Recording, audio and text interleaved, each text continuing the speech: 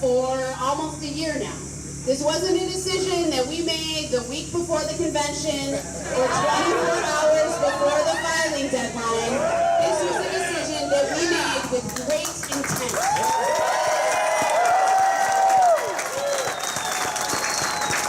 Because we respect Minnesota voters and we want you to know what you're going to get. And what you're going to get is folks who work really, really hard. Our shared values in making sure that everyone feels seen, heard, valued, and included. That's why we're running together, and we think that you've been able to see that so far on the campaign trail. And I want to take one moment to point out two really special people. One is Siobhan Mayengan, my daughter here, and one is Ava, who's looking really tall right now.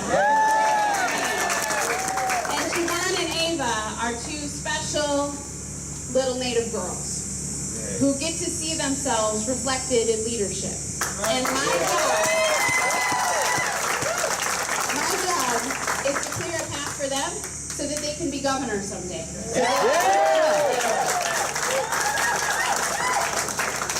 And I take that responsibility very seriously. So I have gotten to know Tim Walz.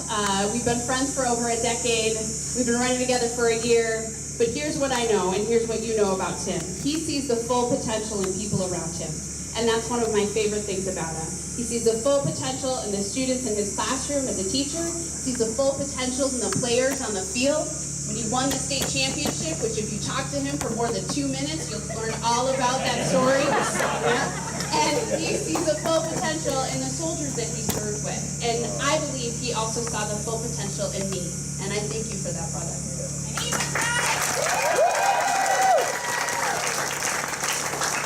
And ultimately, he sees the full potential in each and every one of us and in Minnesota. And so I get to do, this is the best part of this gig, running for Lieutenant Governor, which is that I get to introduce you to the next governor of the state of Minnesota.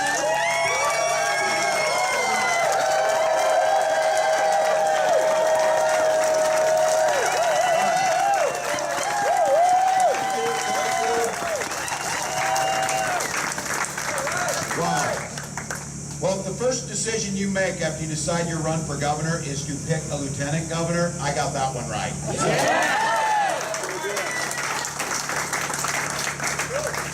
To all of you, looking at this, what Peggy and I started out doing is we wanted to see Minnesota. We wanted this ticket to be reflective of the hopes and dreams, the aspirations, the things that everyone thought about they wanted for their children and their grandchildren. And when I look across this crowd and think of the coalition that we have assembled, not just to win an election, but to govern this state with a vision that matters to each and every citizen of this state. Absolutely. Thank you to all the folks that are here. This coalition ranging from the mayor of Minneapolis to Woodbury to Waseca to across this state. Local leaders making a difference. To Peggy and I, to Gwen, to Hope, to Gus, to my brother-in-laws, sister-in-laws, nieces and nephews who are stretched across this crowd, thank you. Thank you for what you do every day. Thank you for letting me be part of an incredible family.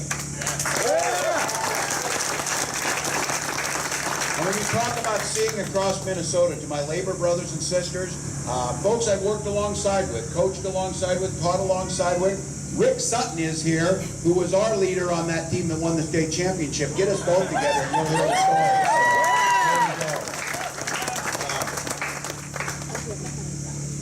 But you're here for that reason that is so clear and so simple and so pure, and the reason that all of us get into this. Because this idea that politics can be about community, politics can be about lifting people up, politics can be about policies that are not divisive, petty, small, but bring people together to allow each and everybody to acquire their dreams. When we gather together as union brothers and sisters to advocate for our contracts, we're looking about those services. You just heard the MATE people talk about this. You heard our MATE brothers and sisters talk about this. Minnesota works because MATE works. Minnesota works because of the services that they provide to us. All of the folks you see here from all of the different trades are the fabric of our communities. They are those middle class jobs.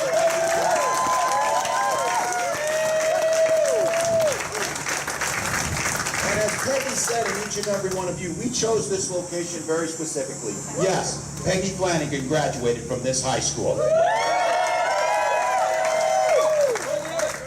When we pulled up on a school bus, yes, that's symbolic, but I also said for many years, when our budgets were cut and I taught in another state, not quite as enlightened as this one, we also had to have bus driver's licenses because we didn't have enough money to hire them, so we drove to the games, coached the games, and drove back home. So we came on that bus to understand, and I'm not making any bones about it, it's time to put a public school teacher, labor leader into the government.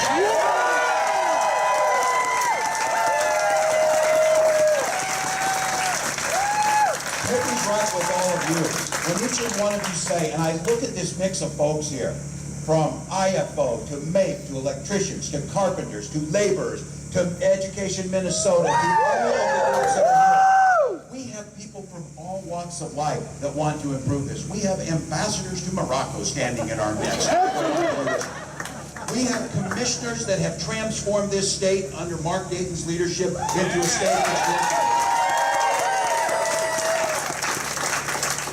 we have folks here that have survived gun violence, and instead, which would be the heartbreak and the pain that goes with that, have out of that risen up and become voices of change that demand that this state figure it out to keep our children safe, to make common sense gun regulation the law of the land, and make sure we do it to every corner of the state by bringing in people who want to fix it. That's what people are.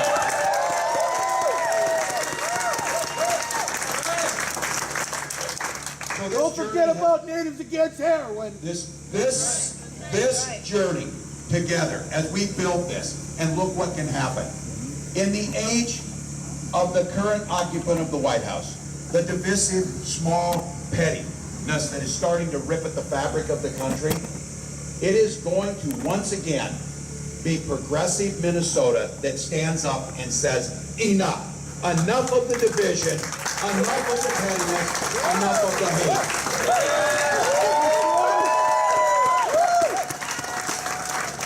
When we win this thing Tuesday, march on and unite this state to a victory in November, then the work begins.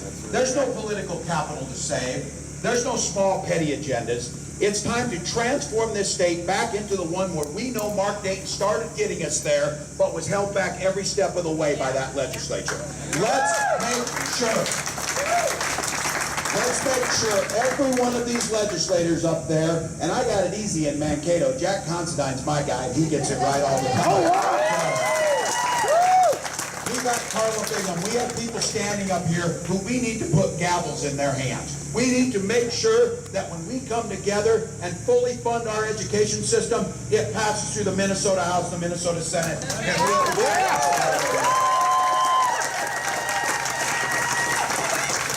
And I'm not satisfied just feeding back anti-labor legislation. I want to strengthen our right to collectively bargain.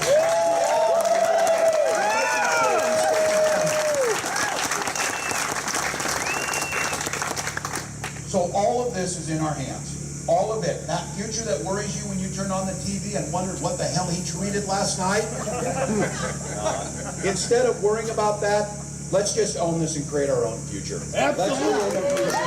And every Minnesotan has a seat at the table. We believe in coalitions that will not divide us ethnically. They will not divide us economically. They will not divide us racially, and they will not divide us geographically. This state is too strong, this state is too progressive, and this state is too caring to allow that type of politics to survive.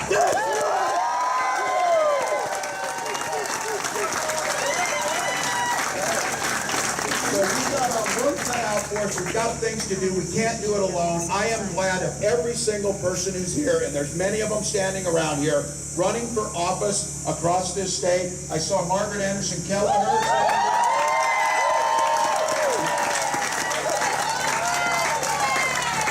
And I just have to be candid on this, that I mentioned Margaret for a very heartfelt reason. She is a graduate of Mankato West High School. So we know what we need to do. You came out here on a Saturday morning in summer, one of the last weekends before we all get back to the fall grind. Kids are going back to getting ready to go back to school. Practices start.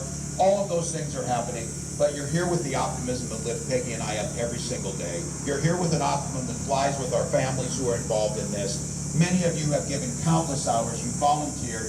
You slave away on the issue of trying to make this state better by sitting in those rooms, trying to make a difference, trying to rise up everyone, trying to make sure that the promise of a Minnesota future is all of ours. And so for that, I am incredibly grateful.